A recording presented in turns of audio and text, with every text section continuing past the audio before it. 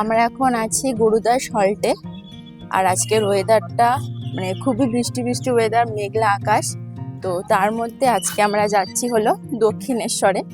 তো দেখা যাক দক্ষিণেশ্বরে ভোগের কিরকম ব্যবস্থা। যদি পাই অবশ্যই তোমাদের সাথে শেয়ার করব। চলো আমাদের সাথে।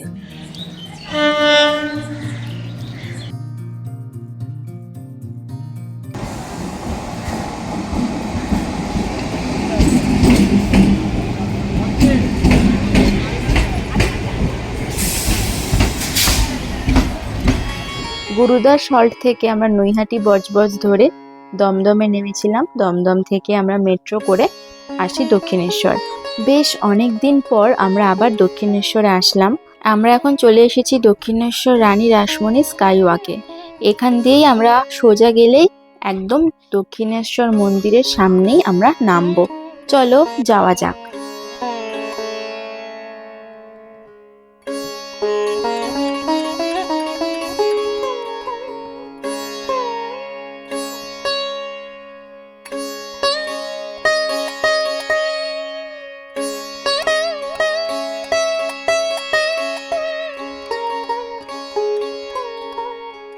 আমরা এখন চলে এসেছি দক্ষিণেশ্বর রানী রাসমণি স্কাইওয়াকে। তো এখান থেকেই যাব আমরা দক্ষিণেশ্বর মন্দিরে। চলো। এখানে সব পরপর ডালার দোকান রয়েছে, দেখতে পাচ্ছ। তোমরা চাইলে এখান থেকেও ডালা কিনে নিয়ে যেতে পারো পুজোর জন্য।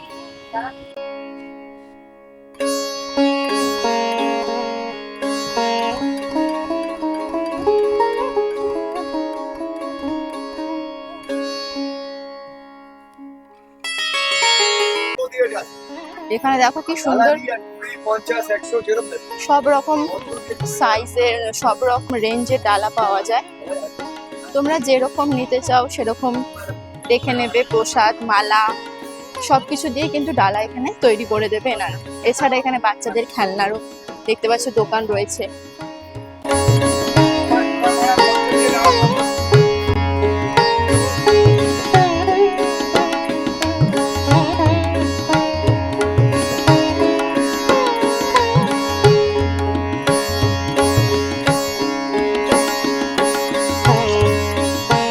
আমরা দেখো দক্ষিণেশ্বর মন্দিরের একদম কাছে রয়েছি, কিন্তু আমরা এখন মন্দিরে যাব না। আমরা এখন যাব ফেরিঘাটের দিকে, এই দিকটায় যাব। আর এখানে আজকে তোমাদের একটা নতুন মন্দিরের সন্ধান দেব।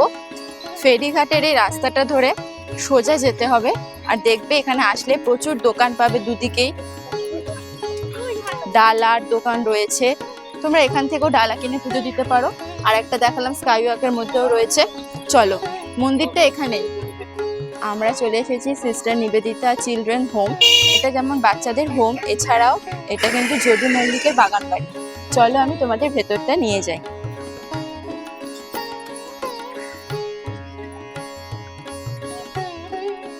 কথিত আছে এই বাগান বাড়িতেই একটি কক্ষে 3 দিনের জন্য সাধনায় বিলীন হয়ে যান রামকৃষ্ণ পরমহংসদেব। তাকে কোথাও খুঁজে পাওয়া যাচ্ছিল না। 3 দিন পর তাকে স্বামী বিবেকানন্দ এই ঘরে খুঁজে পান।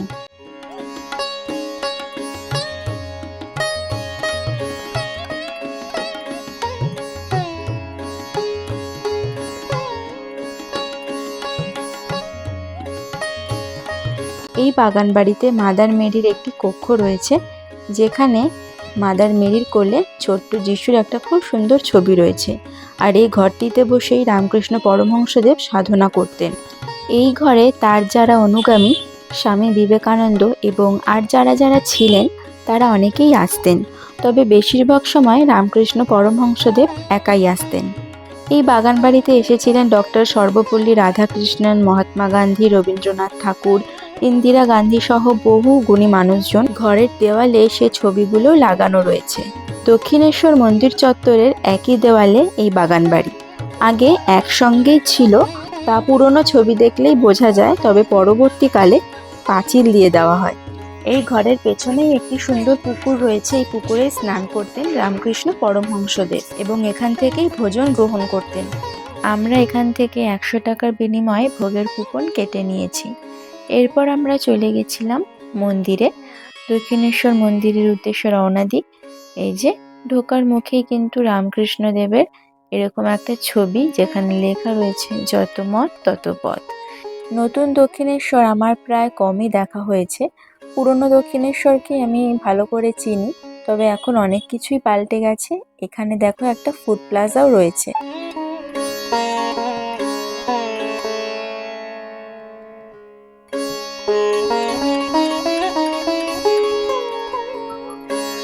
আমরা দক্ষিণেশ্বরে মন্দিরে মার কাছে চলে এসেছি।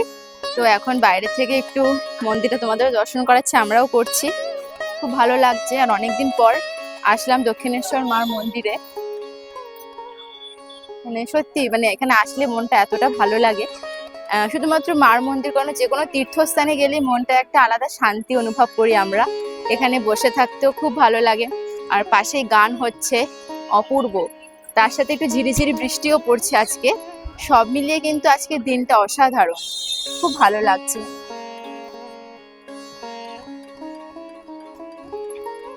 আমরা যখন মন্দিরে আসি তখন মা ভবতারিণীর কাছে পুজো দেওয়ার পাশাপাশি এখানে নহবত রয়েছে, সারদা মার ঘর, এখানেও কিন্তু আমরা পুজো দিই।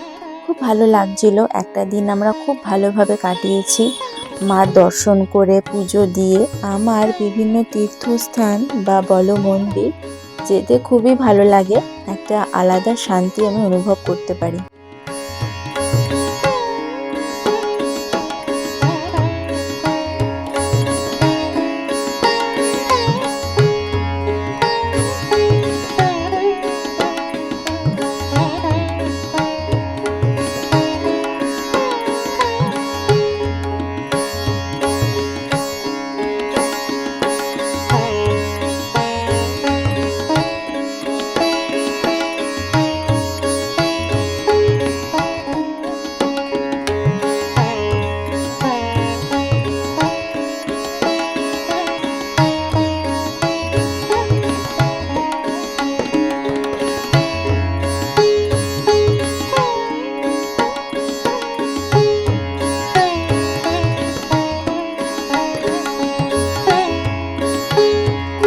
পুজো দিয়ে দিয়েছি, তো এখান থেকে তোমাদের মন্দিরটা দেখাচ্ছি।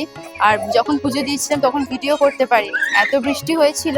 দেখো এখান থেকে মার মন্দিরটা খুব সুন্দর আসছে। এখন দেখছি রাস্তাগুলো সব বন্ধ, আগে রাস্তাগুলো পুরো খোলা ছিল, আর এখানে পরপর অনেক দোকান বসতো।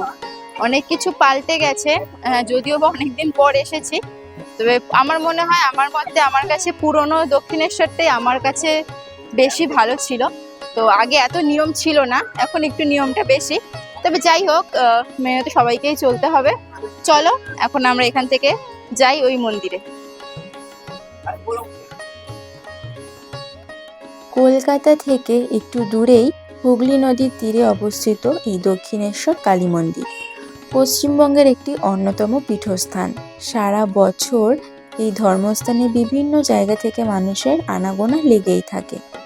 কথিত আছে 1847 সালে রানী রাসমণি অন্নপূর্ণা পুজোর জন্য কাশীতে তীর্থযাত্রার আয়োজনকালে দেবী মা কালী স্বপ্নাদেশ পান। এরপর 1847 সালে গঙ্গার তীরে সমস্ত জমি বিক্রি করে রানীমা মন্দির নির্মাণের কাজ শুরু করেন এবং 1855 সালে হুগলি নদীর তীরে এই দক্ষিণেশ্বর কালীবাড়ি প্রতিষ্ঠা হয়। এই মন্দিরের প্রধান দেবতা হলেন ভবতারিণী দেবী অর্থাৎ মা কালী। 19বিংশ শতাব্দীর বিশিষ্ট যোগী ও সাধক শ্রী রামকৃষ্ণ পরমহংসদেব এই মন্দিরে সাধনা করতেন এবং এর সাথে তার নাম ওতপ্রোতভাবে জড়িত। এখানে প্রত্যেক দিন শয়ে শয়ে ভক্তরা আসেন তাদের মনোবাঞ্ছনা মনোকামনা পূরণ করার জন্য।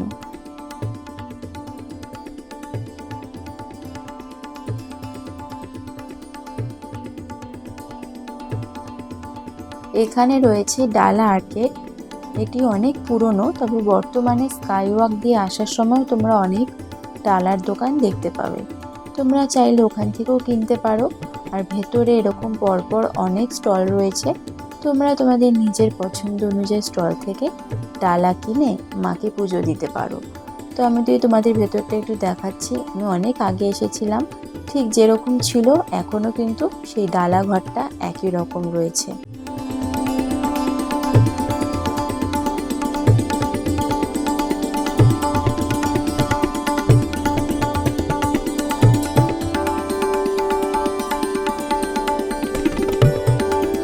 মার দর্শন করে আমরা চলে গেছিলাম ফেরিঘাটে। সেখানে বেশ কিছুক্ষণ বসেছিলাম, তারপর আমরা সকালের জলখাবার সেরে নিয়েছি। ফেরিঘাট যাওয়ার পথেই বাদিকেই এই দোকানটা পড়বে মি ক্যাফে। তোমরা চাইলে এখান থেকেও খেতে পারো। এখানে কিন্তু এনাদের অনেক রকম খাবারের আইটেম আছে। কি আছে ওনার মুখ থেকে শুনে নাও। আলু পরোটা হবে, ইডলি হবে, দই বড়া হবে, গরম গরম পুরি হবে, চা গরম। আসতে হলে কোথায় আসতে হবে? দক্ষিণেশ্বর মন্দির থেকে মেইন গেটে আসবে, এসে জেটি ঘাটের দিকে চলে আসবে। ঠিক, তাহলেই দোকান পেয়ে যাবে। হ্যাঁ, তাহলে নি ক্যাপ পেয়ে যাবে। বসার অ্যারেঞ্জমেন্ট হচ্ছে।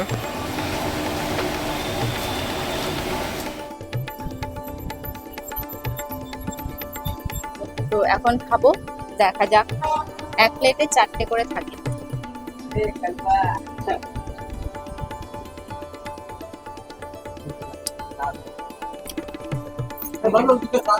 ভালো, একটু মিষ্টিটা কম, কিন্তু খেতে ভালো। এখন আমি রয়েছি বালি ব্রিজে। এখান থেকে মার মন্দিরটা অসাধারণ লাগছে। আর আজকের ওয়েদারটা দারুণ, খুব সুন্দর আজকে ওয়েদার। আর আজকে অত ভিড়ও নেই। দক্ষিণেশ্বর মন্দিরে এমনি সময় আসতে একটু ভয় লাগে, কারণ প্রচুর ভিড় থাকে, কিন্তু আজকে অনেকটাই ফাঁকা। তো এত ভালো লাগছে, তোমরাও দেখো মার মন্দিরটা।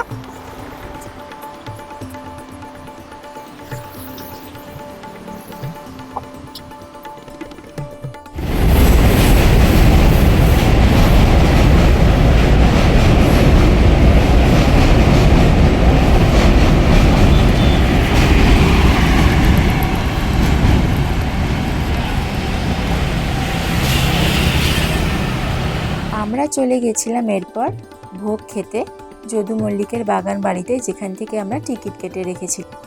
এটা পায়েস, চাটনি, তারপরে হচ্ছে পোলাও, একটা মিক্স ভেজ, ওটা হচ্ছে আলুর দম, এখানে খিচুড়ি, এটা দুটো হচ্ছে মিক্স ভেজ, এটা খিচুড়ি, এটা ডাল, ভাত, এইখানটা আলু ভাজা আছে। হ্যাঁ, ভোগের তো আলাদা করে কোনো রিভিউ হয় না, ভোগ মাত্রই সুস্বাদু। আর আমরা খুবই ভালো করে তৃপ্তি করে খেয়েছি। তো এই ছিল আমার দক্ষিণেশ্বর ভ্রমণ। তোমাদের কেমন লাগলো অবশ্যই জানাবে। আর অবশ্যই যদি তোমরা দক্ষিণেশ্বর মন্দিরে যাও, একবার হলেও কিন্তু এই যদু মল্লিকের বাগান বাড়িতে ঘুরে যেতে ভুলো না।